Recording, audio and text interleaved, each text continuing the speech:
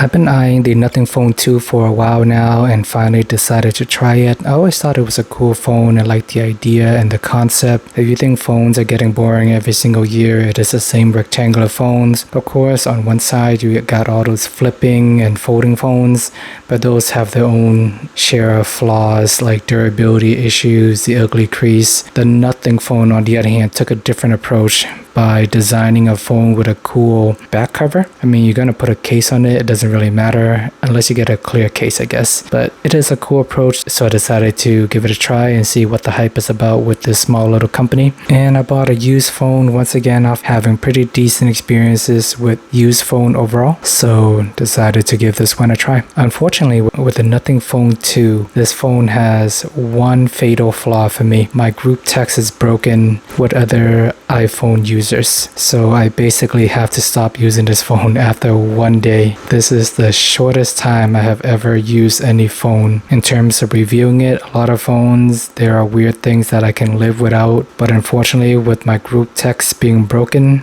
that is an absolute no-go for me. And for me, it is embarrassing because whenever I send a text in a group message, instead of it sending a message to the whole group, it messaged every single person in the group individually. So everyone is super confused what I'm texting about out of the blue. I know this was an issue, I would say 5 to 10 years ago in the early days of iPhone messaging and RCS. Samsung SMS has improved over the last few years, so that this hasn't been an issue at all over the last 3 to 4 years. But unfortunately, it is resurfacing again on this particular phone for me. And for a brand new phone, I don't want to have to do any troubleshooting, playing around with the settings, spending too much time and effort to do research. All I did was restart my phone and I was still getting the same issue. And just for reference, I'm using T-Mobile and I took the SIM card out. I plug into my Galaxy S24, everything worked normally. I can send the group text, but when I took my SIM card, put it back on the Nothing Phone, it is still sending individual text to every single person.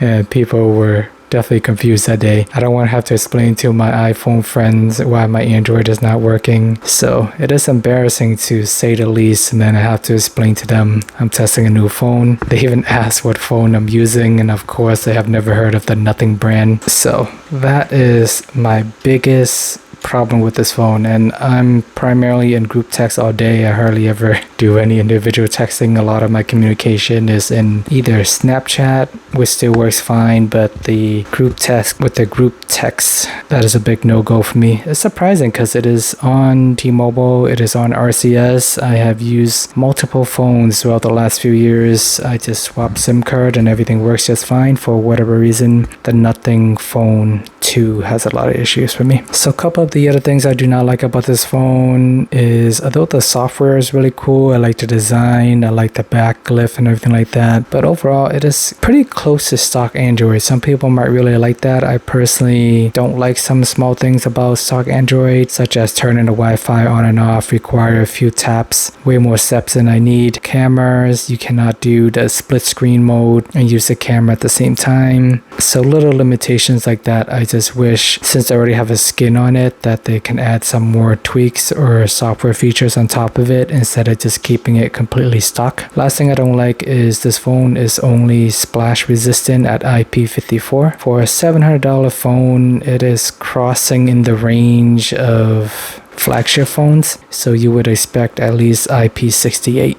Now that I talk about all the things I do not like about the phone, I do want to hit on the 4 things I do like about the phone. First of all, as I mentioned earlier, I like the design in the back. I think it looks unique and really cool. I'm not looking at the back of the phone that often throughout the day, but occasionally when I turn around, it is a nice piece of artwork, to say the least. And they got some cool features with the clip as well, such as the timer. You can set a 5-minute timer and then it'll have a blinking flashlight in the back. I think that looks appealing, and I think it's a good way to reduce your screen on time. If you don't want to be staring at your phone all the time, then just look at the back of the phone. You can change the indicator to different colors if you want text to indicate a certain color, or another app to be another color. There's a lot of little utilization about that, so it's different and unique, and I kind of like it. I do like the fact that the phone is pretty loud as well. Even at 60% volume, it is basically as loud, if not louder, than my Galaxy S24. So I don't even need to crank it up to 100% because it is more than enough just watching YouTube, listening to music. So pretty happy with the speakers there. And at $600 to $700 depending on what you get this phone for, if it's on sale, it is a pretty decent price for a flagship phone, upper mid-range flagship phone. It is a 6.7-inch display, so it is a pretty large screen. If you want the same size on the Galaxy S24, you would need to pay $1,000 for the Plus or $1,300 for the Ultra model. And last but not least, I do like the software updates. A lot of times these tend to get forgotten with the phones